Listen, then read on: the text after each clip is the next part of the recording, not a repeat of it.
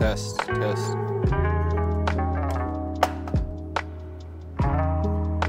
What's up, everybody? So today, or I guess tonight, I am going to be installing Sram Red on my Tarmac. This should be a pretty quick install, and I'm pretty excited to see how light we can make this bike. Before, this bike was tipping the scales under 15 pounds, and I'm assuming that we're gonna be lighter with the new stuff, so pretty excited. This is the Bora Hansgrove Special Edition Tarmac. I was lucky enough to be able to purchase this. I think somebody might have canceled their pre-order or something, because one day it just showed up on the Specialized website for sale and I immediately jumped on it, which I'm not like a big pro cycling fan. I mean, I like watching it sometimes, but I really just like the green bike at the end of the day. And we have a pile of parts here. So new Sram Red. This is hopefully everything we need to do it. It looks like more than, that's an empty box. That might have been from, yeah, this is just stuff from Trey's Melee build that we did recently. Here we go. So on this bike, we will be installing the 1x Aero chainring. This is a 50 tooth cog. Looks like the power meter shape is a little different, and there's a new graphic on the crank, but otherwise it looks pretty much the same to me. I got this set of Zip 454s. Just gonna remove the rotors and install the new ones because we want it all to match.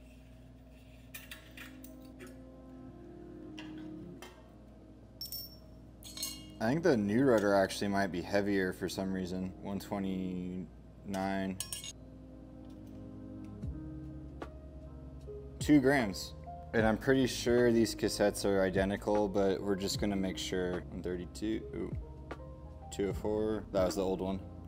204, so yeah, they're the same. I guess there's not really a good reason to use a new cassette, so, I mean, they literally look the same, like the ramps and everything, so I don't think I'm going to actually. I think it's a waste of money. Yeah, I'm gonna put this back in the box. And since I'm putting this back in the box, if you are interested in some new Sram Red, check out the bicyclestation.com. We already kind of sold a lot of it, but we still have some stuff available for purchase.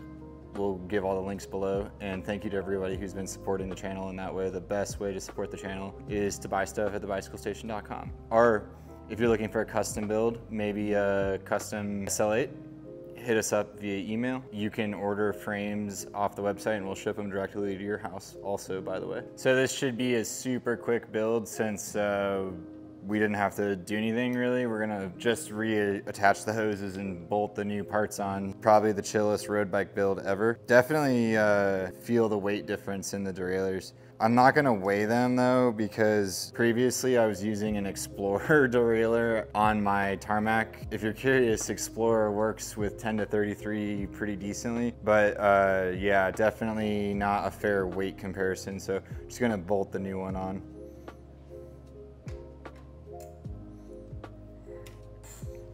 Definitely looks cooler. I like the new design language of the new Red and XXSL. It just looks really cool. Next thing we're gonna do is, actually, if you watch this channel a lot, you know that I run mountain bike cranks on all my bikes, and we're not gonna do that today, so we're gonna be removing the bottom bracket spacers real quick and reinstalling this BB, because we are going to be installing the new road crank, and there's a surprise as to why I'll be using a narrower Q factor crank. I think I found a solution for specifically road bikes. All right, got the new crank going.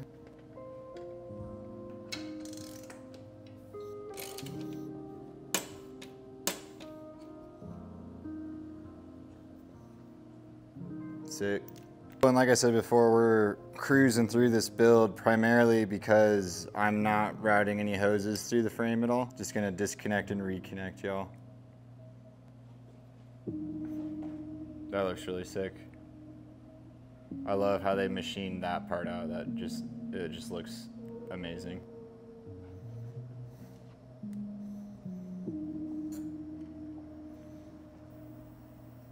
Hopefully you guys can see that on camera, but I love the new just directly bolted into the lever situation. It just makes it so much easier to work on.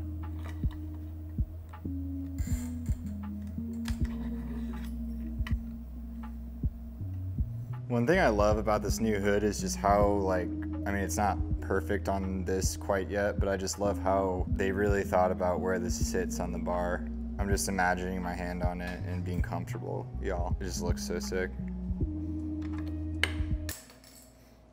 Dang it.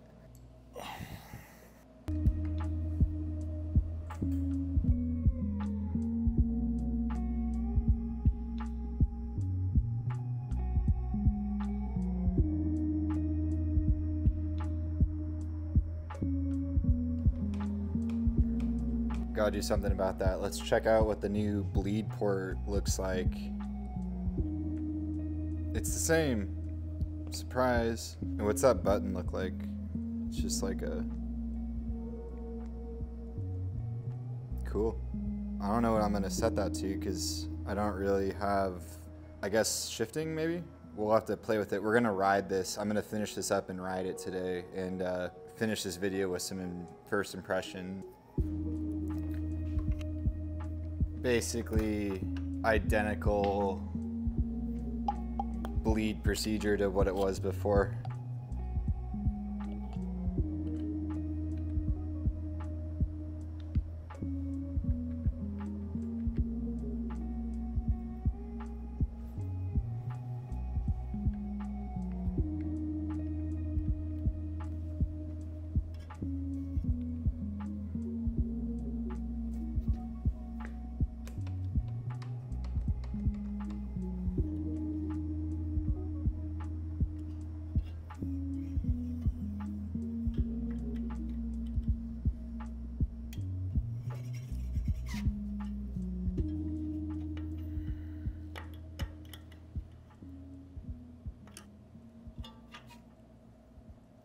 Sick.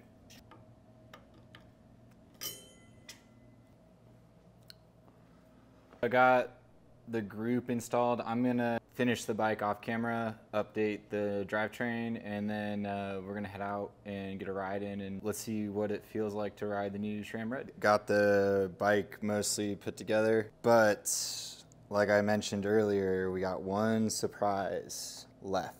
Okay, so these are the new Time X Pro Tie Ceramic number 12 SL. And like I said at the beginning of this video, I normally run a mountain bike crank on all my bikes, but these are the wide, super wide spindle pedals. And I'm thinking that this will be a good compromise for me in the sense that, what do we got here? Yeah, 57. I haven't really thought about like the actual math on how wide this is gonna be, but I just wanna try it out. So we're gonna do just that. If it doesn't work, then I'm gonna switch back to the mountain crank and it'll be no big deal. But let's see what we get in this box if I can open it. The hardware, and then there's like these, looks like a sticker, and it looks like it's like a wedge, little wedge for the toe of the cleat. I'm gonna start without those because I don't really know what that's gonna do for me. Let's get them installed. Gotta take these old cleats off. And big reveal, we have a 14-pound road bike with the new red pedals, cages, computer mount, power meter, all the stuff. I realized whenever I said that this was 14 pounds before, that was with 353s. You can see that set up on my Instagram, but even with the heavier wheels, we are still cracking sub 15 pounds on this SL8, which is so sick. I can't wait to go ride this. Let's go ride it. And to top this build off, so I do have the new crew. We have to authorize it. I think that's gonna allow us to configure 50, 33, 10.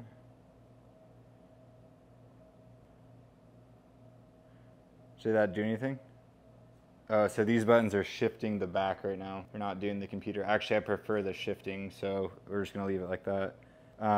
And I'm not gonna do a full breakdown of the computer. Comes with the group set, but I am going to be making a separate video talking about this computer in comparison to both the Wahoo Element and the Garmin that I used to own that I no longer own. All right, so with this pedal, the first thing I'm noticing is like how quickly it like just, it wants to clip you in, which is really cool. I tightened them all the way. They're still a little loose to what I would prefer, but they're about the same as Shimano in terms of like the release tension. But you see how like quickly it just kind of like wants to go back. I'm definitely good impression so far. Walking on this cleat on the ground is absolutely terrifying though, and I slipped and almost fell, so just be careful. They sit like high off the ground compared to the SPD SL cleats that I've been running. Just a word of caution, don't get hurt y'all, because I almost did. Almost went to the hospital today. All right, so I'm out here and the ergonomics of this are really interesting. It definitely feels good to lay your hands on. The button though, and I was worried about this, so the button is a little bit awkward for my thumb. So like, I'm like reaching past it. So like to hit the button, I really need to like scoot my hand back. Not a huge deal, but I like want the button right there. I don't know if you can see that, but like right there would be perfect, but it's just not, it's not bad though. I appreciate that the buttons exist, so definitely not a negative. The biggest thing I'm noticing, you're basically, with this longer lever, you've extended your reach a little bit. And what I've noticed is that I feel like whenever I'm like standing up to sprint, I can't do it one-handed. But I do feel like this weird sensation like I'm disconnected from the bike. I'm just trusting that it's all mechanically sound.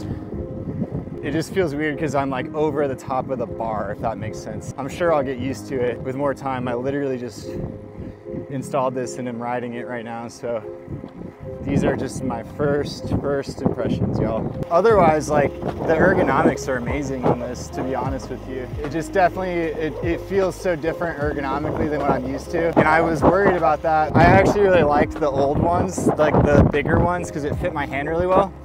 And now that they're smaller, it's just gonna take some getting used to, I think. Because I don't know, I definitely, I know I'm in the minority, but I did like how big the old lever felt, which I guess I still have the old lever, so I could always switch them back, but I don't think I would at this point. It feels really comfortable. And so far, so does the pedals. These pedals feel better than the Durace pedals to me. There's less float, and like I'm kind of, you can see me like moving my foot around, like it's not coming undone until I really mean it. I definitely think the first impression of the pedals is extremely positive.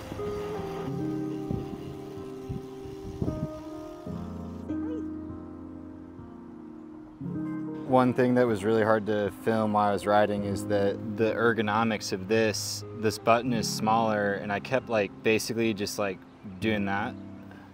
I'm definitely gonna get used to it, but it's just something I noticed.